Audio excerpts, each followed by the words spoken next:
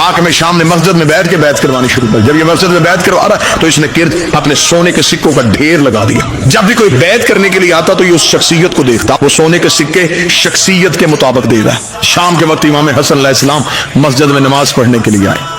जब देखा, इसने कहा अच्छा तो हसन आप इसलिए ताखीर से आए, शायद मेरे खजाने खाली हो जाए। इसने कहा हसन अगर आप बैत नहीं भी करते फिर भी ठीक है। इसने अपने नौकर से कहा सुबह से लेकर शाम तक जितना खजाना तकसीम किया उसका दुगना कर। हसन के कदमों पे ढेर कर। इमाम हसन के कदमों पे सोने के सिक्कों का ढेर आया।